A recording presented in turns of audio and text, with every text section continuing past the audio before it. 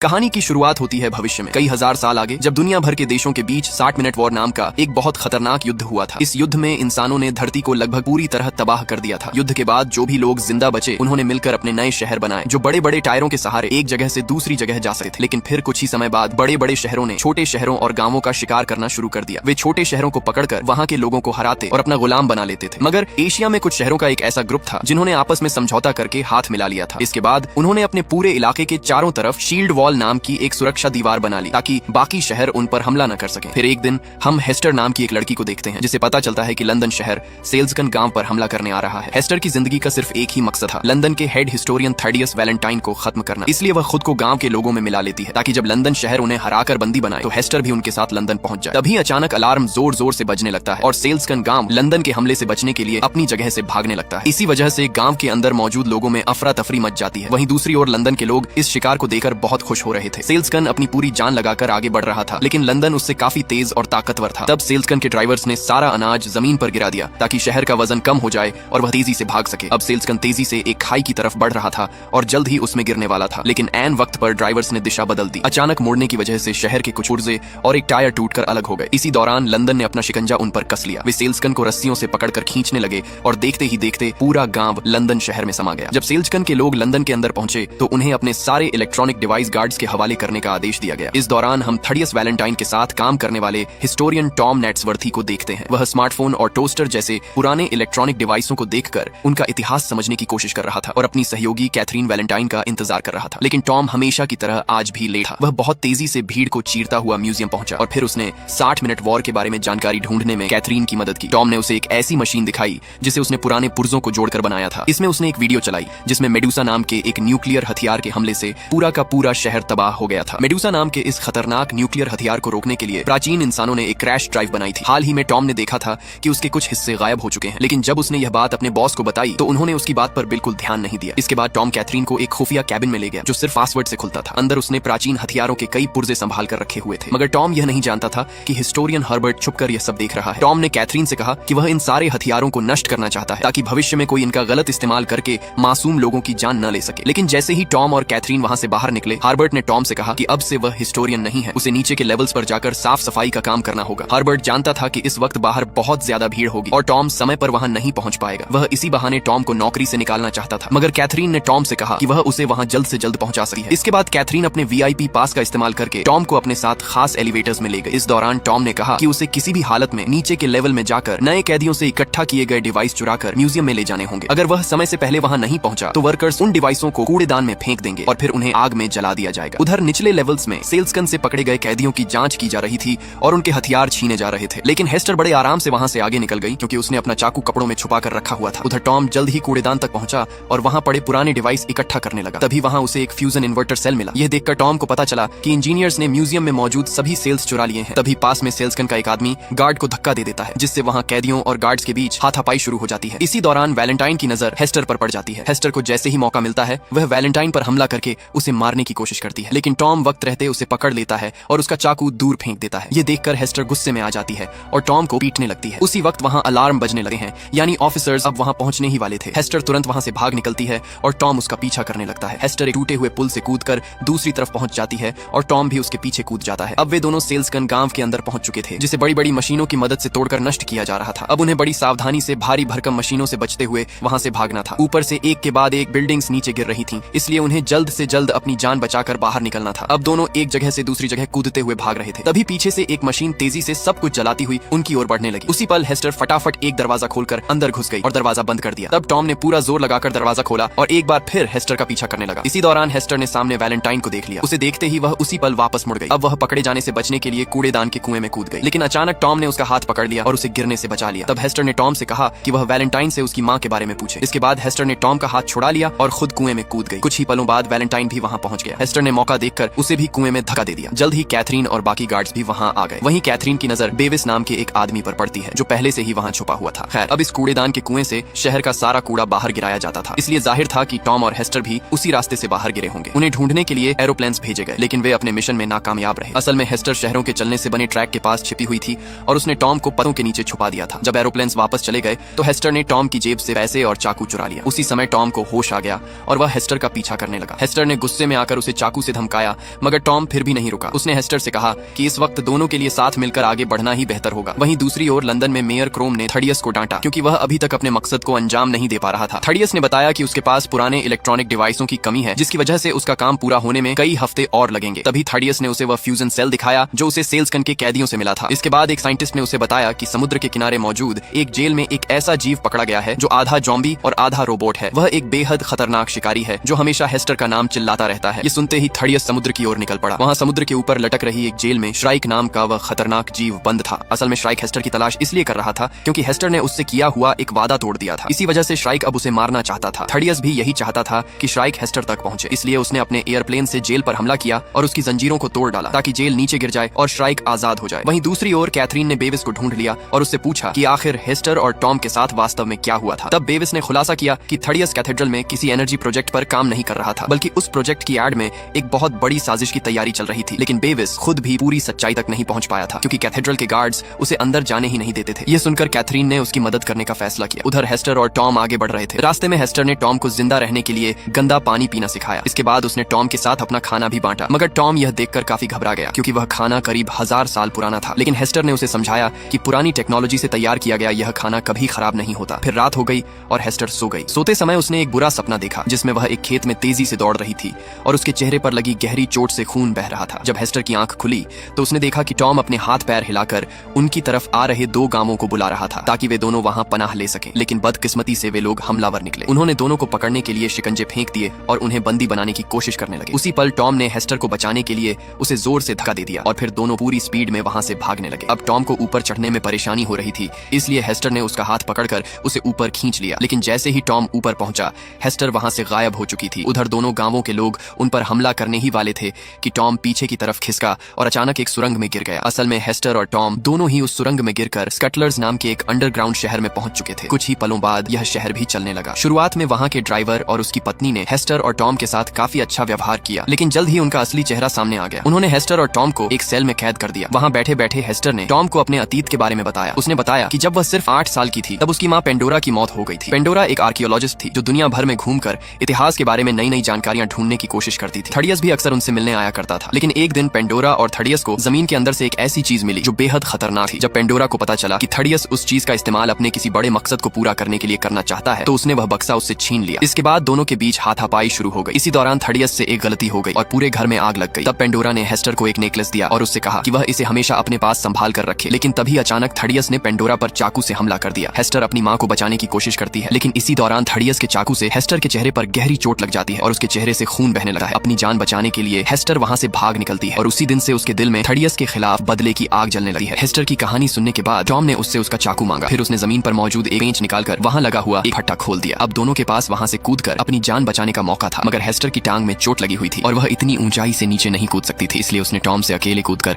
अपनी जान बचाने को कहा, लेकिन टॉम ने उसे अकेला छोड़कर जाने से साफ मना कर दिया। उसने वापस जाकर वह फट्टा बंद कर दिया। इसके बाद ड्राइवर और उसकी पत्नी दोनों को एक दूसरे गांव में ले गए जहां वे हेस्टर और टॉम को गुलाम के तौर पर बेचने वाले थे। कुछ ही देर में वहां दोनों की बोली लगनी शुरू हो गई। तभी एना फेंक नाम की एक मशहूर विद्रोही वहां पहुंची और उसने कहा कि वह हेस्टर को खरीदना चाहती है। लेकिन बोली लगाने वाला आदमी जानता था कि एना के सिर पर बहुत बड़ा इनाम रखा गया है, इसलिए वह एना को भी पकड़ने की कोशिश करने लगा। मगर एना ने उसी वक्त अपनी बंदूक निकाली और उसके सिर में गोली मार दी। ये देखते ही वहां मौजूद भीड़ और गार्ड्स में अफरा तफरी मच गई। एना अपनी तरफ आने वाले हर आदमी को गोली मार रही थी। इसी दौरान हेस्टर ने एक मरे हुए गार्ड की बंदूक उठा ली और टॉम की जंजीरों पर गोली चलाकर उसे आजाद कर दिया। इसके बाद दोनों साथ मिलकर वहां से भाग निकले। उधर एना ने अपनी बंदूक को एक तलवार में बदल दिया और अब वह उस पर हमला करने वाले हर आदमी का बेरहमी से मुकाबला करने लगी। यहाँ तक कि उसके जूते में भी एक ब्लेड छिपा हुआ था और वह लात मारकर भी अपने दुश्मनों को गिरा रही थी। उधर टॉम और हेस्टर अपनी जान बचाकर भाग रहे थे। उनके चारों तरफ छोटे छोटे चलते फिरते शहर और गांव मौजूद थे। दोनों किसी तरह उनके बीच से निकलते हुए एक खुले इलाके में पहुंच गए, लेकिन तभी श्राइक ने उनका रास्ता रोक लिया। अब उनके पास वहां से बच निकलने का कोई रास्ता नहीं था, इसलिए दोनों एक चलते हुए शहर के बड़े टायर पर कूद गए। इसके बाद वे दूसरे टायर पर कूदे हुए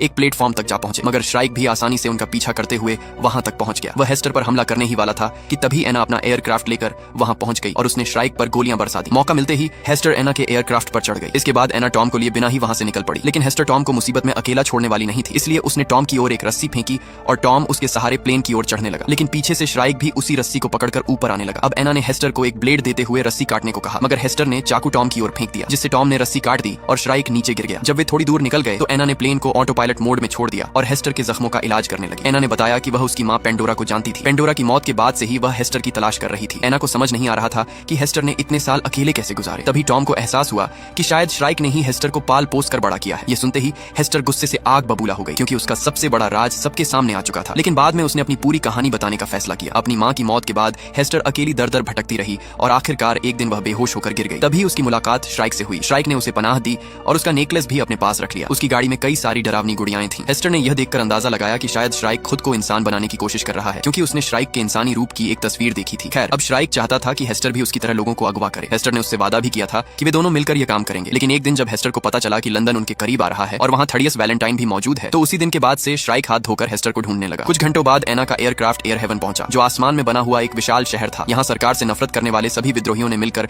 एंटी ट्रैक्शन लीग बनाई थी। एना ने वहाँ मौजूद लोगों को बताया कि पेंडोरा ने कोई बेहद रहस्यमय और खतरनाक सच पता लगा लिया था। इसी वजह से पेंडोरा ने एना से कहा था कि अगर उसे कुछ हो जाए तो उसे हेस्टर का ख्याल रखना होगा। इधर टॉम को पता चला कि थर्डियस लगातार पुराने इलेक्ट्रॉनिक सेल्स इकट्ठा कर रहा है। तभी टॉम ने एक अजीबोगरीब निशान बनाया और हेस्टर ने उसे देखते ही पहचान लिया। टॉम ने बताया कि पेंडोरा के उस रहस्यमय डिब्बे के अंदर एक बेहद ताकतवर क्वांटम एनर्जी बॉम्ब मौजूद है। यह सुनकर एना को शक हुआ कि कहीं थर्डियस इस बॉम्ब का इस्तेमाल किसी बहुत बड़े मकसद के लिए तो नहीं कर रहा। इसके बाद टॉम और एना थर्डियस के डायरेक्टर से मिले। वहां उन्हें पता चला कि इंजीनियर्स ने टॉम के खुफिया कैबिन में घुसकर उसके सारे पुराने इलेक्ट्रॉनिक डिवाइस चुरा लिए हैं। इसके बाद टॉम ने उन्हें एक खुफिया दीवार दिखाई जिसके अंदर हजारों सीढ़ियां बनी हुई थीं। जाहिर था कि इन सीढ़ियों पर चढ़ना बेहद मुश्किल होगा, लेकिन यही रास्ता उन्हें सीधे कैथेड्रल के अंदर पहुंचा सकता था। आखिरकार कुछ समय बाद वे दोनों इन सीढ़ियों के जरिए कैथेड्रल तक पहुंच ही गए। लेकिन वहां पहुंचकर उन्होंने अपनी आंखों के सामने जो देखा उससे उनके पैरों तले जमीन खिसक गई। उन्होंने देखा कि थर्डियस ने चुराए गए इलेक्ट्रॉनिक डिवाइस और पेंडोरा के रहस्यमयी बक्से की मदद से अपना सुपर वेपन तैयार कर लिया था। इस हथियार का नाम मेडूसा था। यही वही हथियार था जिसके बारे में कैथरीन ने टॉम की वीडियो में देखा था और जिसने अतीत में एक पूरे शहर को तबाह कर दिया था। लेकिन उसी समय मेयर क्रोम गुस्से से भरा हुआ कैथेड्रल में पहुंच गया, क्योंकि थर्डियस ने मेडूसा को उसकी अनुमति के बिना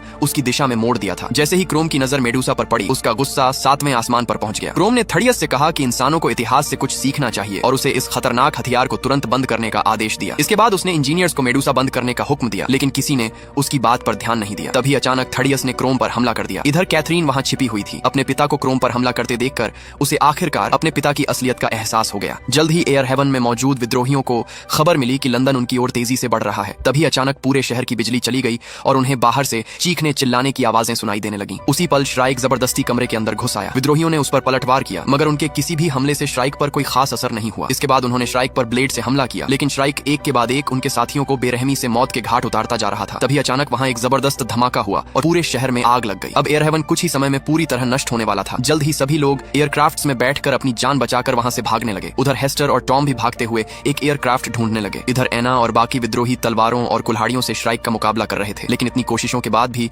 वे उसका कुछ नहीं बिगाड़ पा रहे थे। उसी पल एना ने अपने जूते में लगे ब्लेड से श्राइक की छाती पर जबरदस्त वार कर दिया, जिससे उसे थोड़ी चोट लगी। इसके बाद विद्रोहियों ने उसकी तरफ एक बम फेंका जो सीधा उसकी टांग पर जाकर लगा। बम में धमाका होते ही जमीन में एक बड़ा छेद हो गया और श्राइक नीचे जा गिरा। मगर वे लोग यह नहीं जानते थे कि श्राइक नीचे गिरने के बाद भी लोहे की रॉड्स के सहारे लटका हुआ था। वहीं टॉम और हेस्टर एना के एयरक्राफ्ट तक पहुंचने ही वाले थे कि तभी ऐन वक्त पर श्राइक उनके सामने आ खड़ा हुआ। टॉम हेस्टर को बचाने के लिए खुद श्राइक का मुकाबला करने लगा, लेकिन श्राइक ने उसे गर्दन से पकड़कर हवा में उठा लिया और फिर जोर से जमीन पर पटक दिया। इसके बाद श्राइक टॉम की छाती पर खड़ा हो गया, लेकिन उसी पल हेस्टर ने श्राइक की टांग पकड़ ली और उससे टॉम की जान बख्श देने की भीख मांगने लगी। हेस्टर की आंखों में आंसू देकर श्राइक अचानक हैरान रह गया। उसे एहसास हो गया कि हेस्टर अब टॉम से प्यार करती है। तभी जख्मी होने की वजह से श्राइक का सिस्टम अचानक फेल होने लगा और वह घुटनों के बल जमीन पर गिर गया। अंत में श्राइक ने हेस्टर को उसका नेकलेस वापस लौटा दिया और उससे अपना वादा पूरा न कर पाने के लिए माफी मांग दी। इसके बाद श्राइक ने हेस्टर को छोड़ दिया, लेकिन तभी ऐन वक्त पर एना अपना एयरक्राफ्ट लेकर वहां पहुंच गई और टॉम तथा हेस्टर को बचा लिया। आखिरकार वे तीनों वहां से भाग निकलने में कामयाब हो गए। इधर कुछ ही पलों में एयर हेवन शहर नीचे गिरकर पूरी तरह तबाह हो गया। अगले दिन उनका एयरक्राफ्ट शील्ड वॉल के बीच बने एक छेद से होकर शेनगुओ नाम के एक शहर में पहुंचा। ये ऐसा शहर था जो अब एक जगह स्थिर था और बाकी शहरों की तरह इधर उधर घूमता नहीं था। अब वे तीनों जल्द ही वहां के गवर्नर क्वान से मिले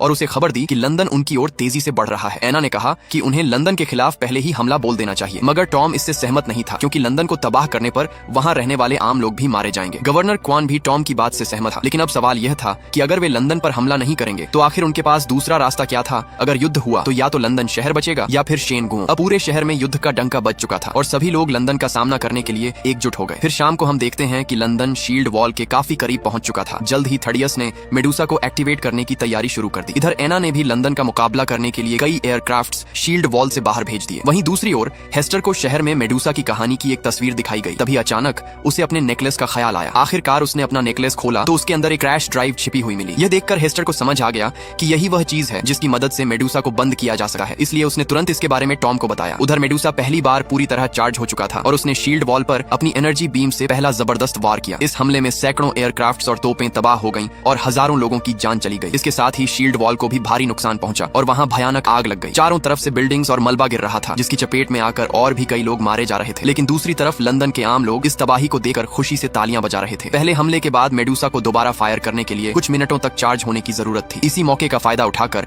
हेस्टर और टॉम ने एना को बताया कि उन्हें खुद लंदन के अंदर जाना होगा ताकि वे क्रैश ड्राइव की मदद से मेडुसा हथियार को हमेशा के लिए बंद कर सकें। अब एना उन्हें वहां ले जाने के लिए तैयार हो गई और बाकी विद्रोहियों ने भी फैसला किया कि वे चारों तरफ से उन्हें सुरक्षा देंगे। जैसे ही वे लंदन के करीब पहुंचे, थडियस ने मेडुसा को दोबारा एक्टिवेट कर दिया। एना और उसके साथ मौजूद दूसरे पायलटों ने तुरंत अपने एयरक्राफ्ट्स मोड़ लिए और वहां से बचने की कोशिश की, लेकिन मेडुसा की ऊर्जा की वजह से उनके एयरक्राफ्ट्स को फिर भी काफी नुकसान पहुंचा। इसके बाद विद्रोहियों ने अपने एयरक्राफ्ट से लंदन की सेना का ध्यान भटकाना शुरू कर दिया। वहीं एना अंधेरे का फायदा उठाकर चुपके से आगे बढ़ रही थी। अब लंदन की तरफ से उस पर धुआंधार गोलियां बरसने लगी। विद्रोहियों ने भी जवाबी हमला किया, जिससे लंदन की कुछ बिल्डिंग्स गिर गईं और वहां मौजूद भीड़ में हंगामा मच गया। जल्द ही एक तेज रोशनी ने एना को ढूंढ लिया। एक विद्रोही उस रोशनी को खत्म करने के लिए आगे बढ़ा, लेकिन इससे पहले कि वह कुछ कर पाता, खुद ही एक जानलेवा हमले का शिकार हो गया। इसके बाद बाकी विद्रोहियों ने सभी हमलावरों का सामना करना शुरू कर दिया ताकि एना सुरक्षित तरीके से कैथेड्रल तक पहुंच सके। लेकिन इस वजह से वे सभी लंदन की सेना की नजर में आ गए और जल्द ही लंदन की फौज ने उन पर धावा बोल दिया। अफसोस, एना को बचाने की कोशिश में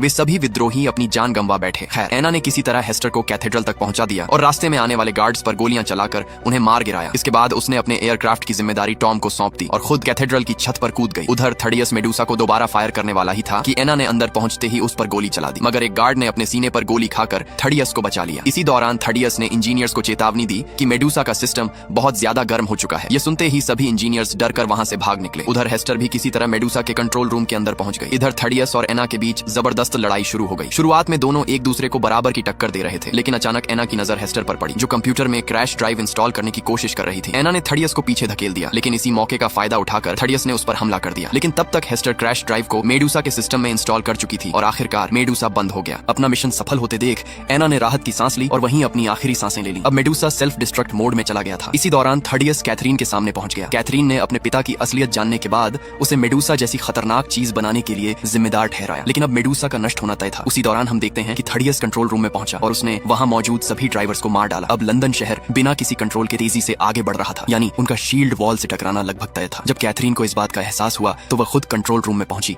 और ब्रेक लगाने की कोशिश करने लगी, लेकिन तब तक ब्रेक्स टूट चुके थे। अब कैथरीन ने टॉम से संपर्क किया और उसे पूरी स्थिति बताई। तब टॉम ने एक नया प्लान बनाया। वहीं दूसरी ओर थडियस हेस्टर को मारने ही वाला था कि तभी हेस्टर को अपने पिता के साथ बिताए पुराने दिनों की धुंधली यादें दिखाई देने लगी। लेकिन इसी मौके का फायदा उठाकर थडियस ने उस पर हमला कर दिया। उधर टॉम के प्लान के मुताबिक कैथरीन ने लंदन शहर का एक बड़ा दरवाजा खोल दिया। इसके बाद टॉम हवा में उड़ते हुए सीधा लंदन के इंजन तक पहुंचा और उस पर जबरदस्त वार किया। इंजन में जोरदार धमाका हुआ और उसमें आग लग गई। इंजन में आग लगने की वजह से लंदन शहर की रफ्तार थोड़ी धीमी हो गई। उधर हेस्टर ने थडियस का सामना किया और दोनों उसके एयरक्राफ्ट की छत पर लड़ने लगे। कुछ ही देर में थडियस ने हेस्टर को नीचे गिरा दिया और उसका गला दबाने लगा, लेकिन तभी हेस्टर ने चाकू निकाल लिया और अपने ही पिता के चेहरे पर वार कर दिया। इस हमले से थडियस बुरी तरह घायल हो गया। हेस्टर भी उसका पीछा करते हुए नीचे गिरने वाली थी, लेकिन टॉम ने ऐन वक्त पर अपने एयरक्राफ्ट की मदद से उसे बचा लिया। इसके बाद कुछ दूर जाने पर थडियस भी नीचे गिर गया और आखिरकार लंदन शहर जाकर रुक गया। अब शील्ड वॉल में बहुत बड़ा छेद हो चुका था। कैथरीन ने इस मौके का फायदा उठाया और लंदन के बचे हुए लोगों को उसी छेद के जरिए एशिया की तरफ ले गई। वहाँ कई गार्ड्स मौजूद थे, लेकिन गवर्नर क्वान के आदेश के मुताबिक उन्होंने अपने हथियार नीचे कर दिए। इसके बाद क्वान ने लंदन के लोगों का तहे दिल से स्वागत किया और उन्हें अपने शहर में पनाह दे दी। उधर एना के एयरक्राफ्ट में हेस्टर और टॉम अपना मिशन पूरा होने के बाद बेहद खुश थे। दोनों ने आखिरकार एक दूसरे से अपने प्यार का इजहार किया और साथ मिलकर पूरी दुनिया घूमने का वादा भी किया। और इसी के साथ ये कहानी खत्म हो जाती है। अगर आपको ये वीडियो पसंद आया हो तो वीडियो को लाइक, सब्सक्राइब करना ना भूले। तब तक के लिए बाय बाय, टेक केयर।